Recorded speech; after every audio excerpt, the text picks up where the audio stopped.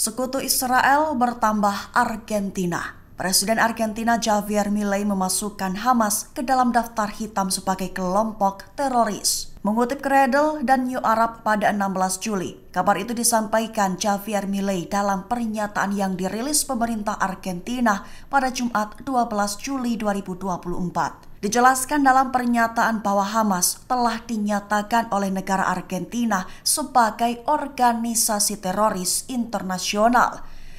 Hamas diklaim telah mengaku bertanggung jawab atas kekejaman yang dilakukan selama serangan terhadap Israel pada 7 Oktober lalu. Sehingga Argentina menyebut bahwa hal itu menambah panjang sejarah serangan teroris atas namanya. Selain itu, Argentina juga memerintahkan pembekuan aset keuangan Hamas dalam sebuah langkah simbolis.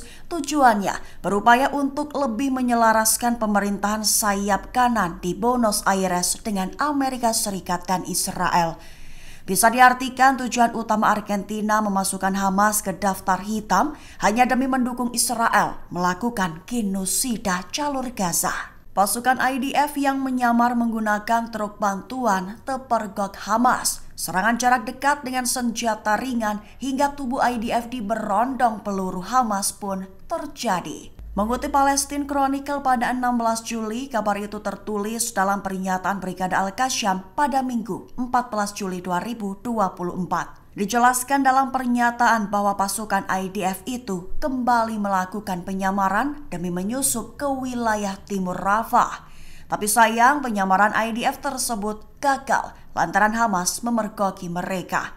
Sontak para pejuang pun melakukan penyerbuan dengan melakukan serangan jarak dekat menggunakan senjata ringan.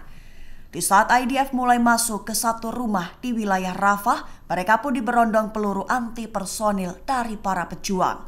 Sehingga akibat dari berondongan peluru tersebut, IDF yang menyamar tewas dan yang melarikan diri mengalami luka-luka. Sebatas informasi akhir saja, aksi penyamaran yang dilakukan IDF bukan kali pertama terjadi.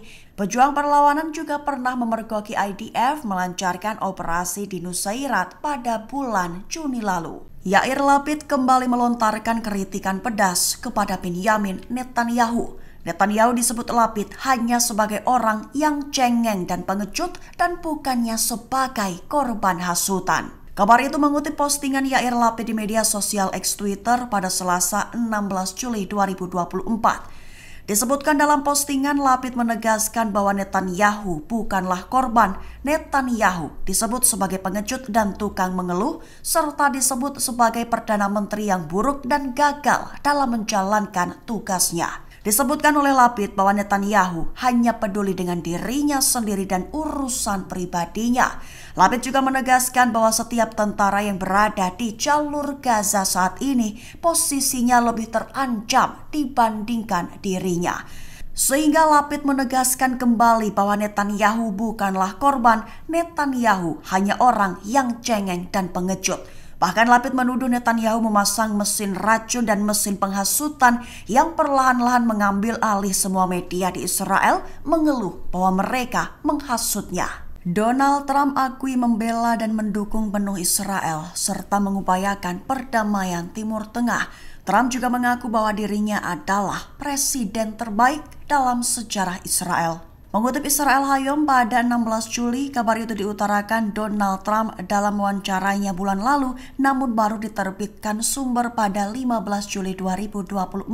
Dalam wawancaranya, Israel adalah satu-satunya negara asing yang disebutkan dalam platform Partai Republik. Itu ditulis sumber utama sebagai tanda dukungan kuat dari Donald Trump terhadap Israel jika ia menang Presiden Amerika Serikat. Trump mengatakan bahwa pihaknya mendukung Israel dan akan mengupayakan perdamaian di Timur Tengah. Trump juga menegaskan bahwa dirinya adalah presiden terbaik dalam sejarah Israel.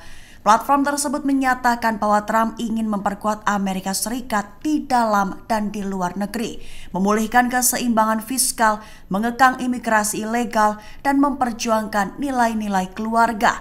Partai Republik diketahui memiliki hubungan kuat dengan Perdana Menteri Israel Benyamin Netanyahu dan Partai Likud yang memerintahnya. Perang melawan Hamas dan Hizbullah membuat Israel dilanda krisis pasukan Benyamin Netanyahu dikabarkan mulai putar otak dengan mewajibkan warganya melakukan wajib militer selama 36 bulan. Mengutip Al-Mayadin pada 16 Juli, kabar itu dirilis dalam kebijakan baru oleh pemerintah Israel beberapa waktu ini.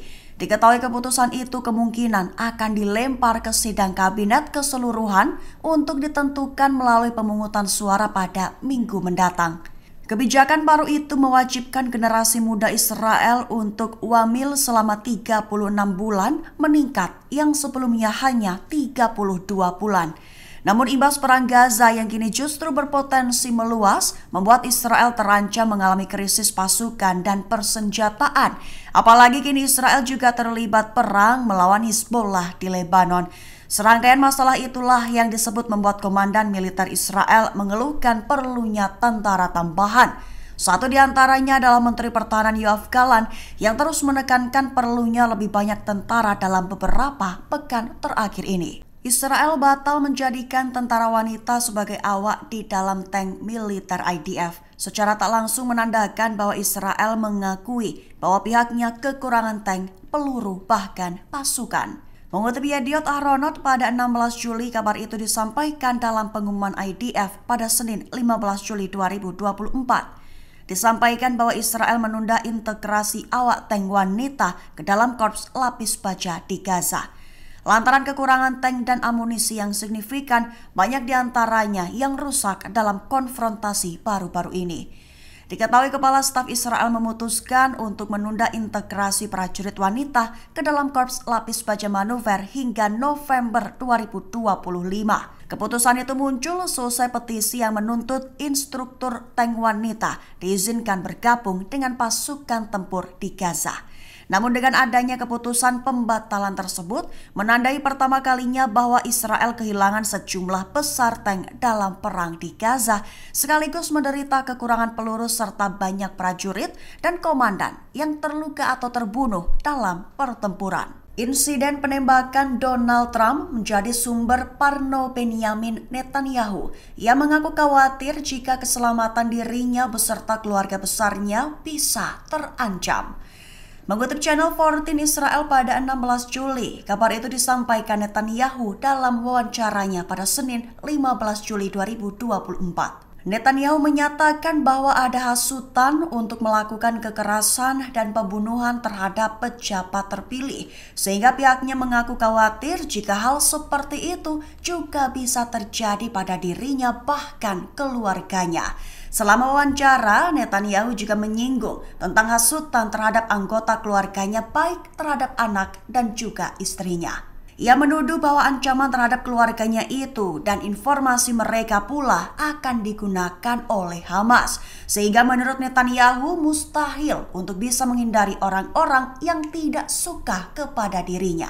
Benyamin Netanyahu bak ditusuk dari belakang oleh sekutu Amerika Serikat, Inggris. Diduga Inggris telah menyatakan dukungan penuh mereka soal tuntutan penangkapan Netanyahu oleh Pengadilan Kriminal Internasional atau ICC. Mengutip New Arab pada 16 Juli, kabar itu disampaikan oleh Menteri Luar Negeri Inggris David Lammy pada Senin 15 Juli 2024.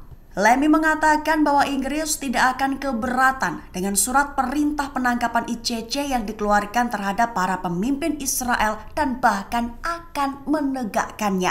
Namun pada Minggu 14 Juli, Partai Buruh yang berkuasa di Inggris justru menyatakan tidak akan menarik tantangannya terhadap permohonan jaksa ICC, terkhusus untuk surat perintah penangkapan bagi Perdana Menteri Israel Benyamin Netanyahu dan Menteri Pertahanan Yoav Gallant. Perlu diketahui permohonan yang dikeluarkan oleh jaksa ICC Karim Khan adalah menuduh Netanyahu dan Gallant melakukan kejahatan perang yang dilakukan selama perang Israel di Gaza. Hamas dan rival kuatnya Fatah dilaporkan akan segera melakukan pertemuan di Beijing pada bulan ini. Apakah China bisa mempertahankan posisi netralnya di konflik yang sedang berkecamuk antara Hamas Israel di Gaza? Mengutip Arab News pada 16 Juli, kabar itu disampaikan oleh seorang pejabat tanpa disebutkan namanya pada Senin 15 Juli 2024. Dijelaskannya bahwa pejabat senior dari Hamas dan Fatah telah sepakat untuk bertemu di Beijing bulan ini dalam upaya baru untuk rekonsiliasi. Hamas akan dipimpin oleh kepala politiknya Ismail Haniyeh, sementara perwakilan Fatah akan dipimpin oleh wakil kepala Mahmud Alul. Dikabarkan bahwa Hamas dan Fatah telah menjadi rival berat sejak aksi Hamas mengusir Fatah dari Gaza setelah bentrokan mematikan tahun 2006 silam. Sehingga keduanya akan bertemu di Cina untuk keperluan rekonsiliasi.